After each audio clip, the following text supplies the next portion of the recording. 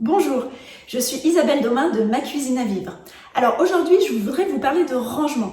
Comment optimiser le rangement de votre cuisine et faire que ce soit un plaisir d'être dans votre espace.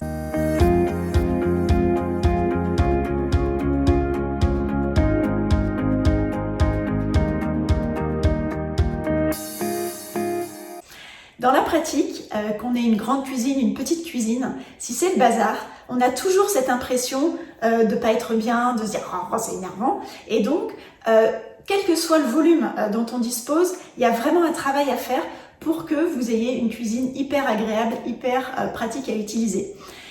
Il y a 3 clés pour ça que je vais vous expliquer, 3 clés pour vraiment optimiser votre rangement. Et suite à cette vidéo, bien entendu, je vous suggère de lancer ce rangement-là, que ce soit pour votre cuisine actuelle. Et puis si c'est pour un projet de cuisine future, commencez à réfléchir quand vous allez positionner les meubles sur votre plan, vraiment concrètement à vous dire voilà, ça je vais mettre ça là, soit je vais mettre ça là, mesurez ce dont vous avez besoin comme volume de rangement pour que vous soyez certain que ça fonctionne bien au final.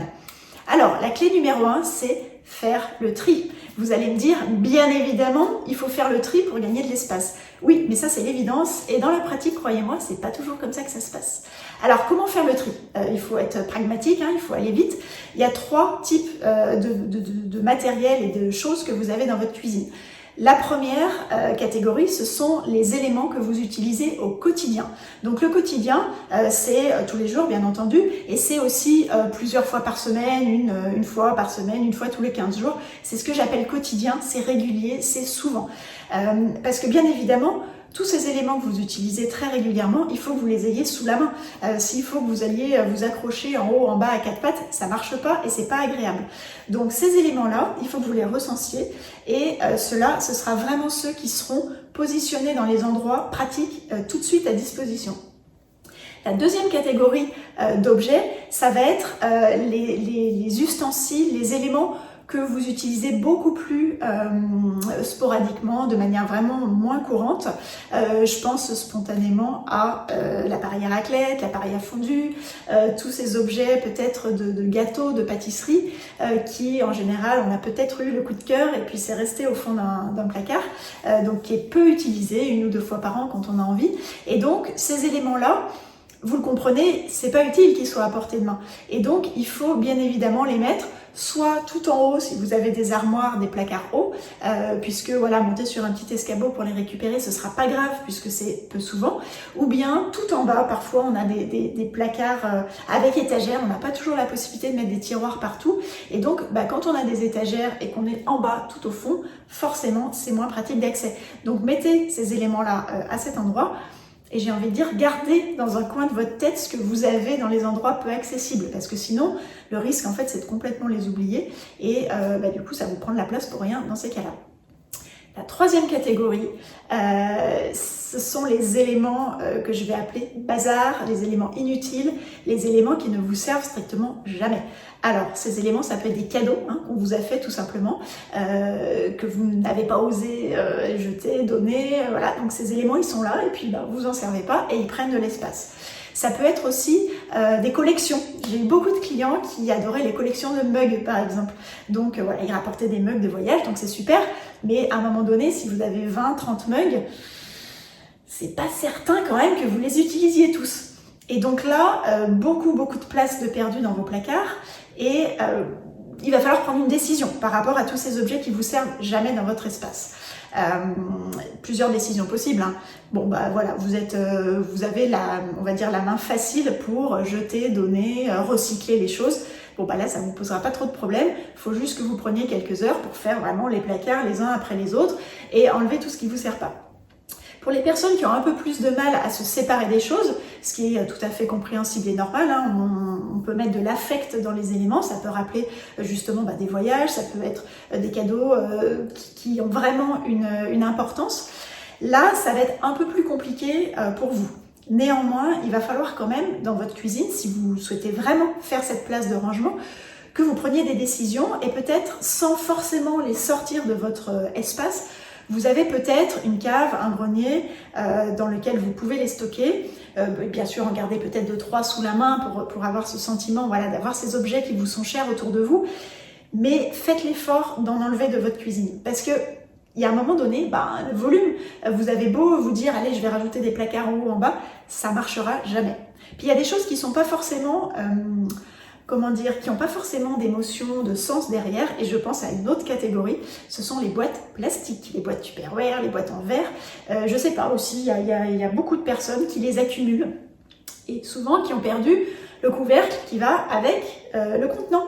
Donc là encore, potentiellement, vous avez beaucoup de volume qui est pris seulement par ces trucs en plastique ou en verre et peut-être dont vous n'avez pas besoin en quantité.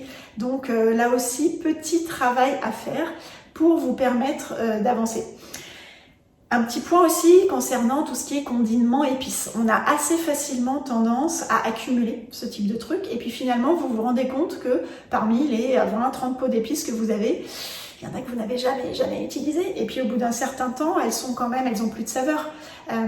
Donc là aussi, faites ce tri, faites cet effort pour que vous puissiez avoir un espace agréable. Quand vous ouvrez vos placards, vos tiroirs, c'est pas le bazar et ça fait beaucoup plus, on est beaucoup plus joyeux, joyeux on va dire, dans la cuisine, dans l'espace. On a envie de se mettre en cuisine plus facilement, ça devient un plaisir en fait, et c'est ça qu'il faut que vous recherchiez.